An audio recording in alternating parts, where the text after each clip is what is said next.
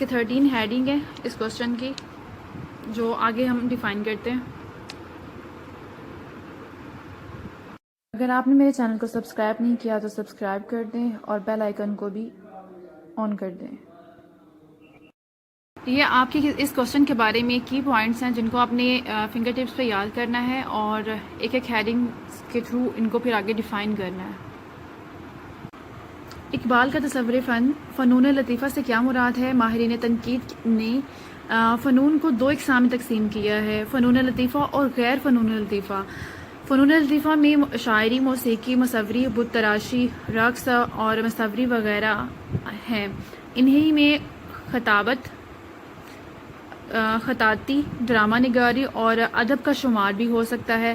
فنون غیر لطیفہ میں لوہار، کوزاگر اور وغیرہ کا شمار شامل ہے۔ فنون کی ان دو اقسام میں فرق یہ ہے کہ فنون لطیفہ انسان کے لیے روحانی فرحت اور مسرت کا باعث بنتا ہے، جبکہ فنون غیر لطیفہ اس کی مادی ضروریات پوری کرتے ہیں۔ فنون لطیفہ سے انسان کی جمالیاتی ذوق کا پتہ چلتا ہے اور فنون غیر لطیفہ سے اس کی ہنرمندی کا پتہ چلتا ہے۔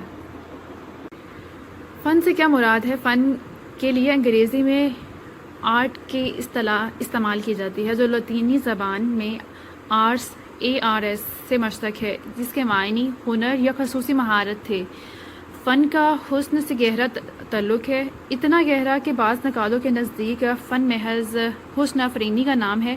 فن دراصل وہ ہنر یا صنعت ہے جس کی مدد سے حسن تخلیق کیا جاتا ہے۔ فن انسان کی تخلیقی روح کا اظہار ہے۔ دیکھیں اب اس کو کھولتے ہوئے میں نے اس کو پھاڑ دیا۔ فن برائے فن، اس میں کوئی شک نہیں کہ حالی کی مقصدیت اقبال کو ورثے میں ملی۔ انہوں نے بالکل صاف الفاظ میں فن برائے فن کی مخالفت کی۔ ان کے زمانے میں موسیقی، مصوری، تعمیرات اور ادب میں جو نقصان پہنچنے والے رجحان آ گئے تھے، ان پر سخت کی۔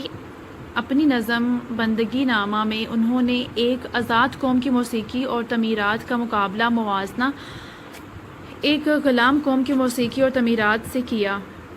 اس نظم میں سیاسی میلان واضح ہے، کیونکہ اقبال خلا میں نہیں لکھ رہے تھے، وہ عمل پرست تھے۔ ان کا خیال تھا کہ فن کا ایک سماجی فریضہ بھی ہوتا ہے۔ بقول اقبال، ایک انحطاط پسند فنکار کسی قوم کے لیے چنگیز اور ہلاکو کی فوجوں سے بھی زیادہ خطرناک ثابت ہو سکتا ہے۔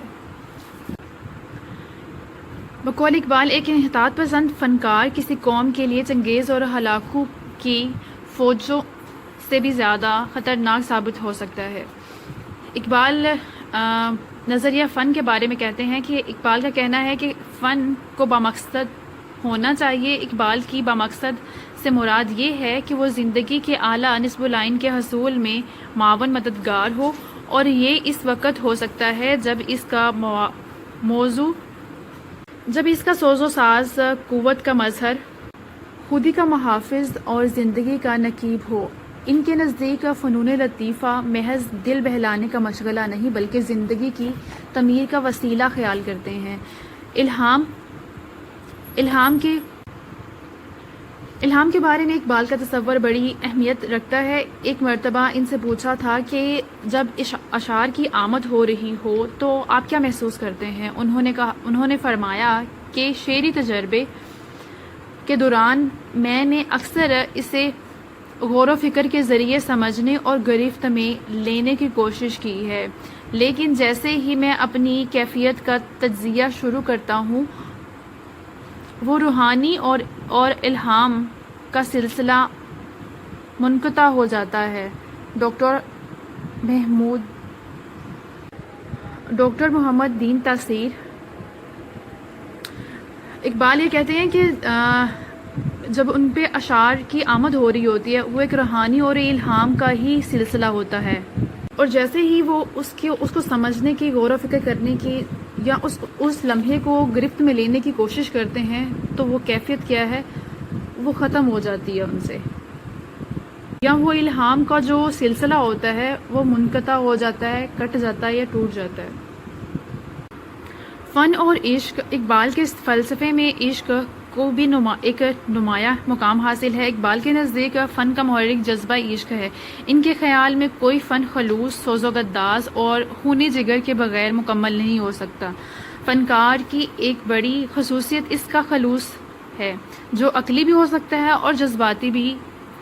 اقبال کے ہاں جذباتی رنگ زیادہ غالب ہے. اقبال نے جس چیز کو خونی جگر کہا ہے وہ فنکار کا ایک فن پارے کے ساتھ خلوص ہے، جس کی پرورش جذبے کی آغوش میں ہوتی ہے. اقبال اور فنون لطیفہ. اب تک اقبال کے نظریہ فن پر اصولی اور مجموعی بحث ہوئی ہے. اب دیکھنا یہ ہے کہ اقبال نے مختلف فنون لطیفہ مثلا شاعری، موسیقی، معماری، مصوری، رقاصی، ادبیات، ڈرامہ اور بت تراشی وغیرہ کے بارے میں علیحدہ علیحدہ کن خیالات کا اظہار کیا ہے اور کن فنون لطیفہ کی انہوں نے تعریف کی ہے اور کن کی مذمت. شاعری فنون میں اقبال نے سب سے زیادہ شاعری کو قابل توجہ سمجھا ہے اور اس کے اچھے اور برے پہلوؤں کی کھل کر نشاندہی کی ہے. اقبال نے ایسی شاعری کی مذمت کی ہے جو حزن باعث افسردگی اور قوم کے دل میں ولولہ اور جوش پیدا کرنے کی بجائے احساس مرگ پیدا کرتی ہے. اقبال ایسی شاعری کو پسند نہیں کرتے جس میں عورت اور جنس کے مضامین کو غیر ضروری اہمیت دی گئی ہو.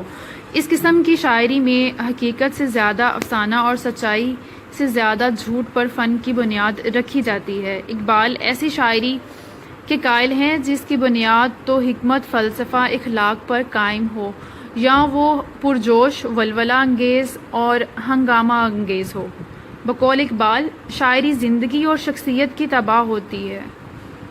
موسیقی. فنون لطیفہ میں شاعری کے بعد جو چیز مؤثر ہے وہ موسیقی ہے. اقبال نے موسیقی کے بارے میں بھی اپنے خیالات کی وضاحت کی ہے.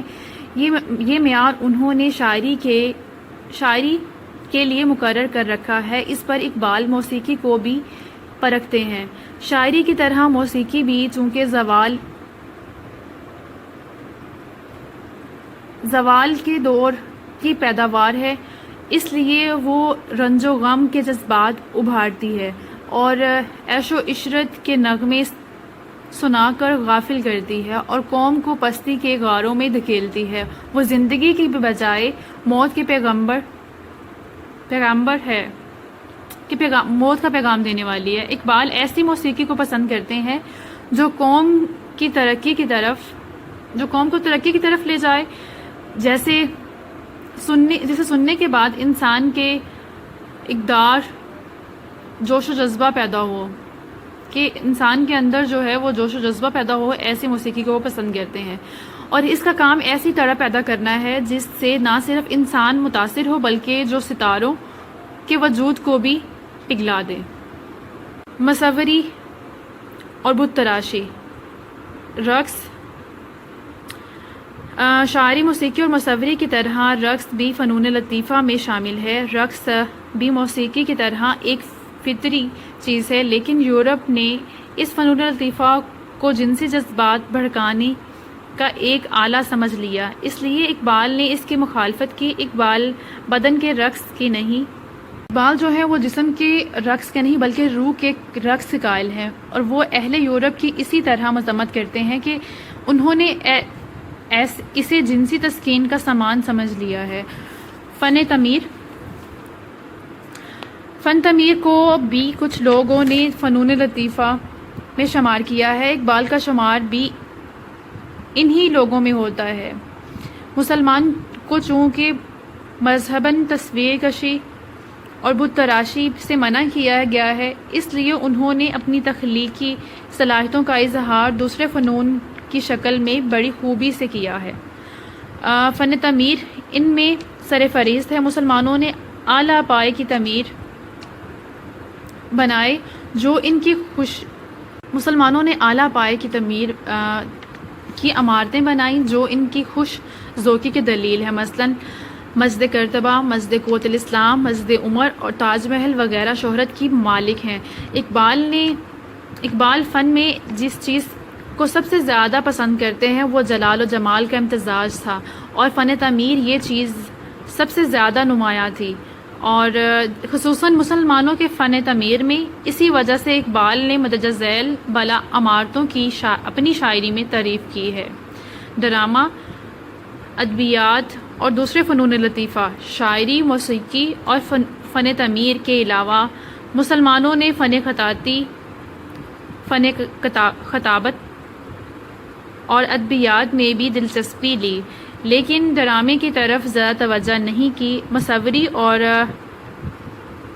صنم تراشی یا بت تراشی سے زیادہ انہوں نے عقیدتی تجریدی آرٹ اور بیل بوٹے بنانے میں اپنی تخلیقی مہارت کا اظہار کیا۔ ادبیات کے بارے میں بھی اقبال کے وہی نظریات ہیں جو شاعری کے ضامن میں بیان کیے جا چکے ہیں۔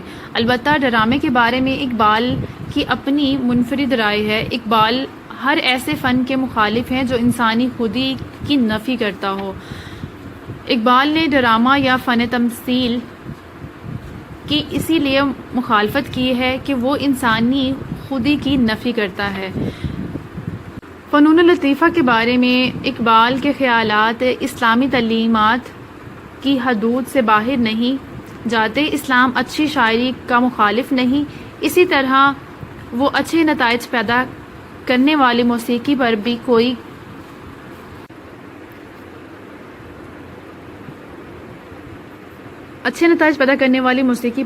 قدغن نہیں لگاتے۔ بحیثیت